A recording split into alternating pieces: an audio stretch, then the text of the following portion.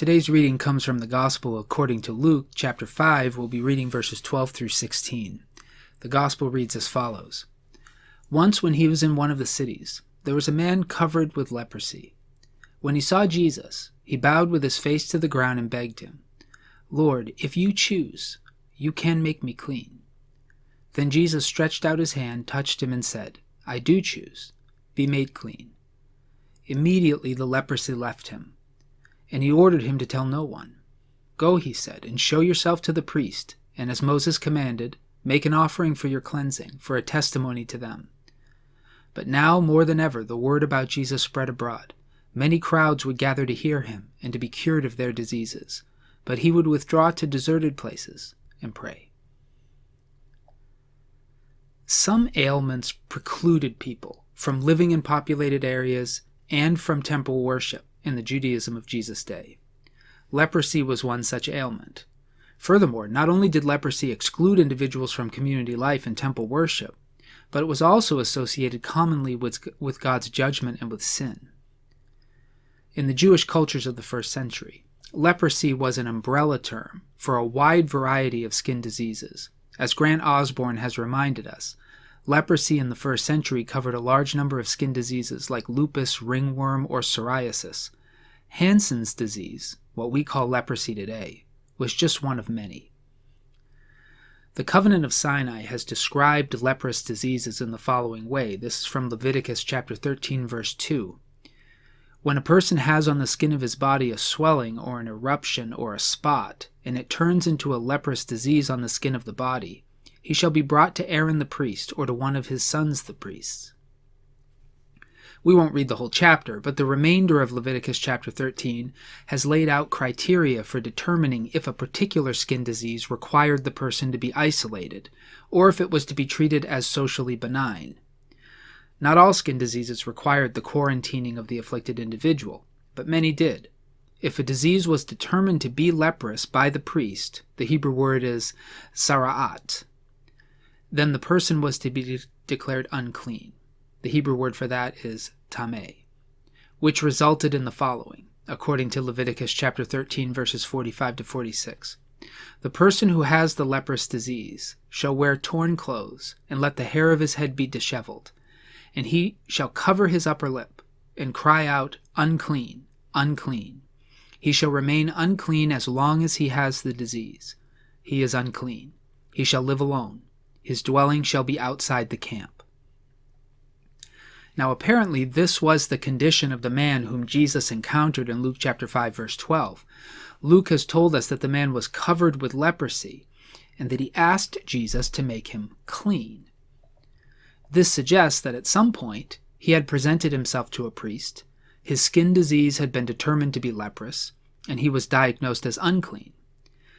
Now, if he had been faithful to the Covenant of Sinai, he would have been wearing torn clothes, he would have left his hair unkempt, he would have been wearing a face covering, and would have been required to inform all who came near to him that he was unclean, that is, that he had a contagious disease.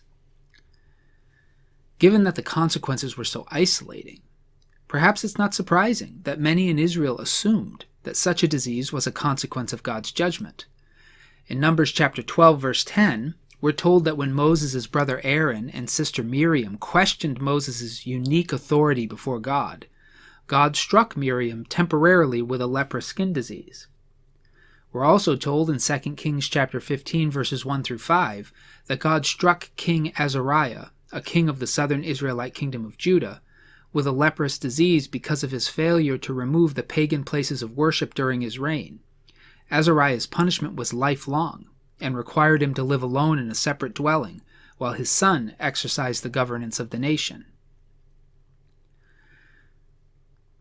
But of course, even though God has used leprosy as a punishment in some circumstances, Leviticus has not described those afflicted with leprous diseases as sinners necessarily.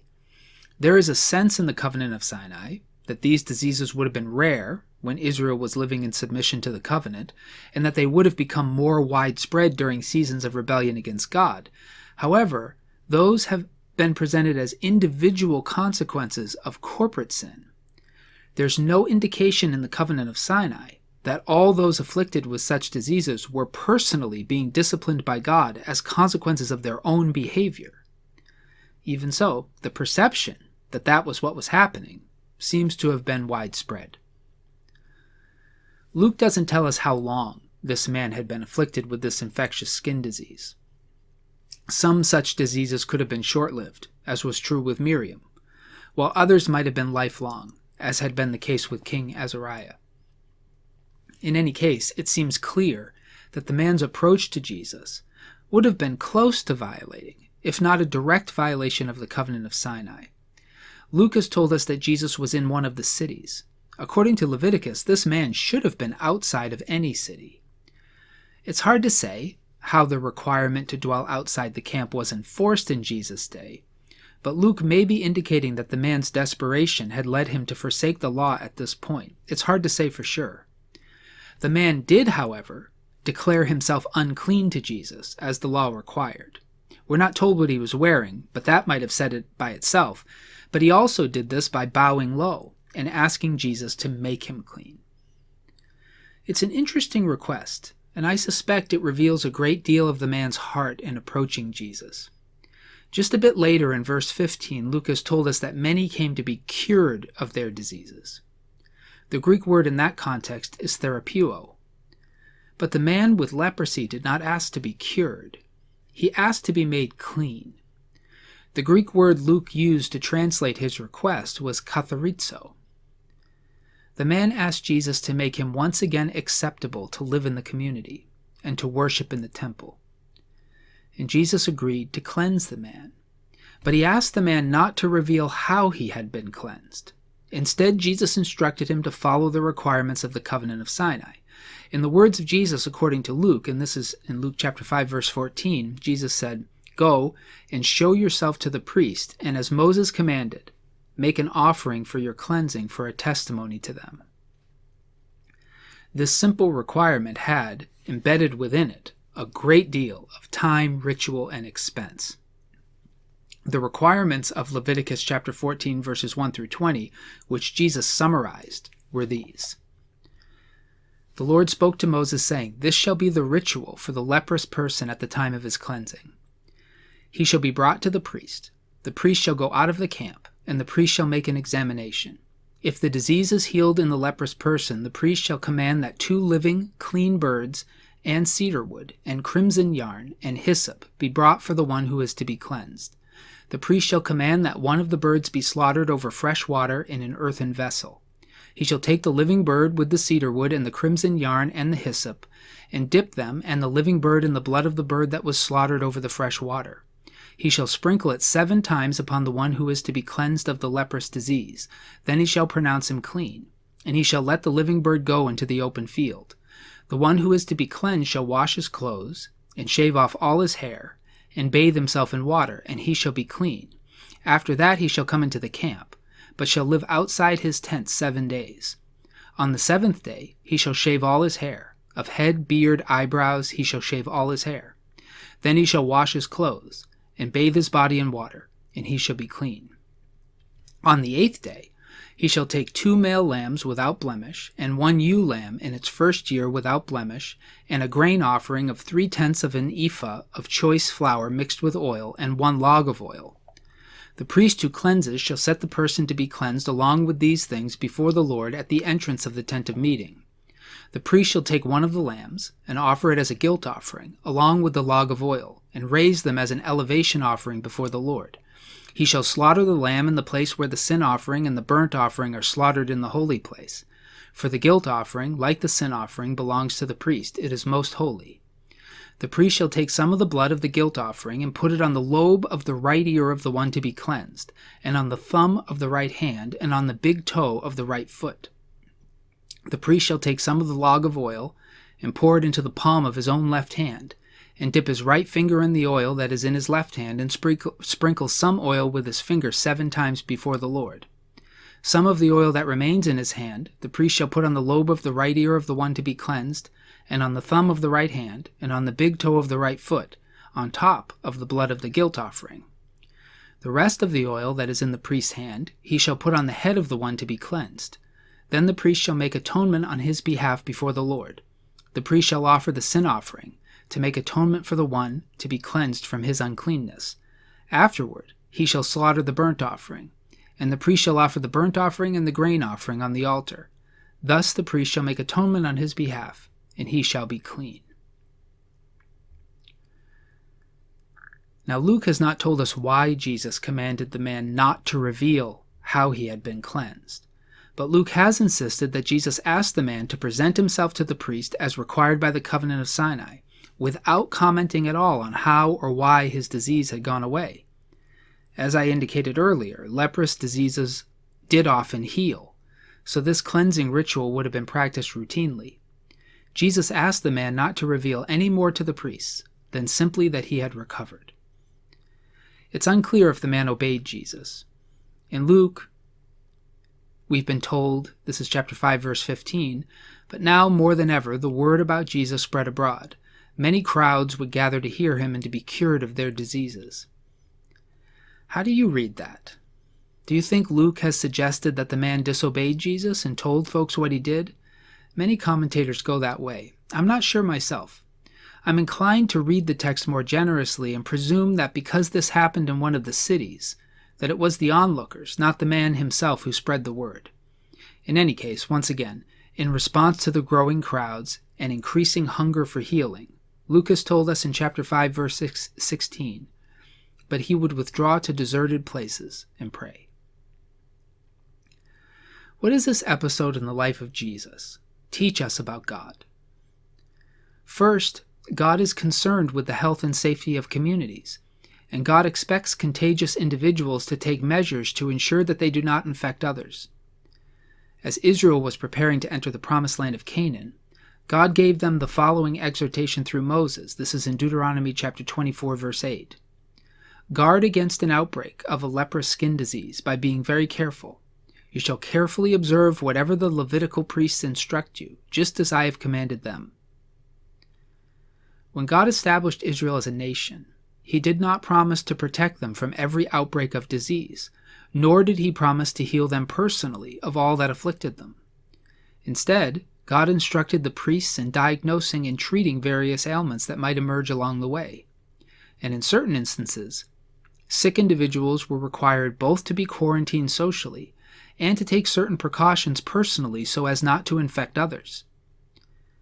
By these measures, God in part was teaching the people of Israel what it meant to love their neighbors as themselves. Of course, it wasn't only the sick who were to think of the needs of others. How communities enacted the quarantine requirements of the Covenant of Sinai and the conditions in which they allowed the isolated sick to live during their convalescence said much about the larger community as well. Through the prophet Ezekiel, God chastised the leaders of Israel in the following way. This is Ezekiel chapter 34, verses 1 through 6. The word of the Lord came to me. Son of man, prophesy against the shepherds of Israel. Prophesy and say to them, this is what the sovereign Lord says. Woe to you, shepherds of Israel, who only take care of yourselves. Should not shepherds take care of the flock? You eat the curds, clothe yourselves with the wool, and slaughter the choice animals, but you do not take care of the flock. You've not strengthened the weak, or healed the sick, or bound up the injured. You've not brought back the strays, or searched for the lost. You have ruled them harshly and brutally. So they were scattered because there was no shepherd, and when they were scattered, they became food for all the wild animals. My sheep wandered over all the mountains and on every high hill. They were scattered over the whole earth, and no one searched or looked for them. For God, sickness in an individual is an opportunity to test the quality of the community, both in how the sick care for the healthy and in how the healthy care for the sick. In the case of those afflicted with leprosy, Dr. Osborne has told us the following.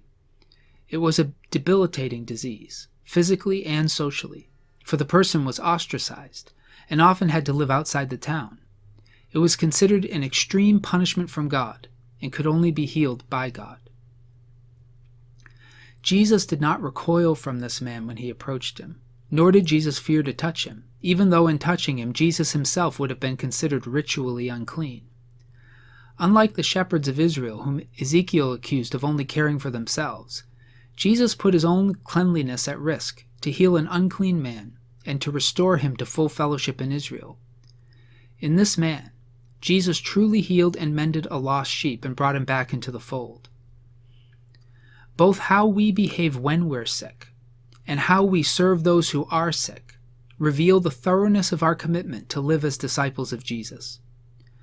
God allows these things to occur and occasionally sends them deliberately to test our love of our neighbors. Second, the people went to Jesus, but Jesus did not go to the people. Luke has told us that the people came to Jesus for teaching and healing, but Jesus withdrew to lonely places, deserted places, to pray. Jesus withdrew to the Father for his teaching and healing.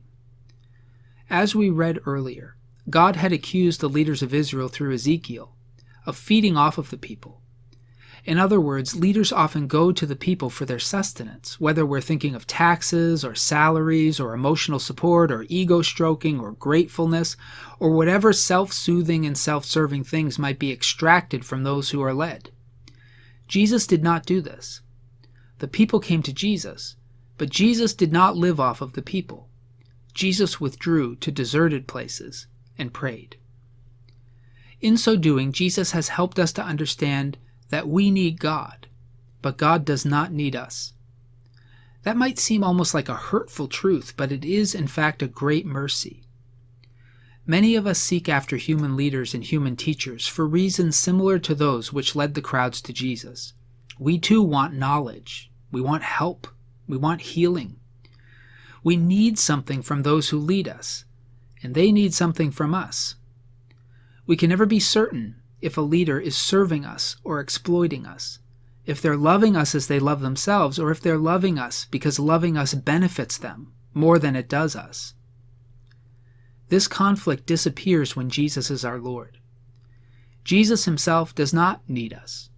He does not need our worship. He does not need our resources. He does not need our friendship.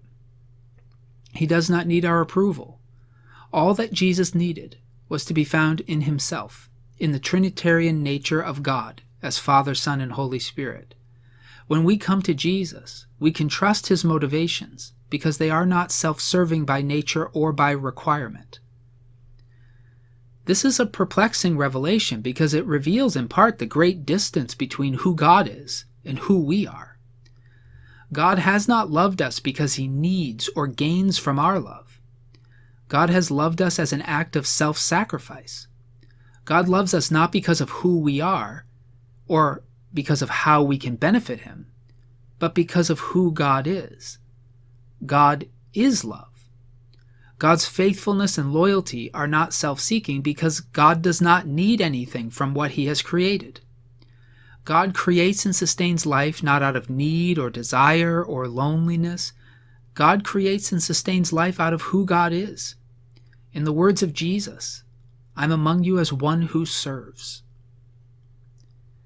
Human love is most often self-serving, meaning that we love most those who benefit us in some way. And this makes perfect sense in a world as dangerous and duplicitous as ours. And yet, if we are to be like God, we must love our enemies and pray for those who persecute us. In other words, we must be like God, who does not love another because of what we might personally gain from the relationship. To be like God, we must love another not because of who they are or because of the response they give us, but out of who we are and out of the overflow of peace and strength we receive from the God who made us. Whether we are sick or healthy, may we learn to love our neighbors as ourselves. And even more, may we learn from God what it is to love our enemies and to pray for those who persecute us. May those who have ears to hear listen to what the Spirit is saying to the churches. Amen.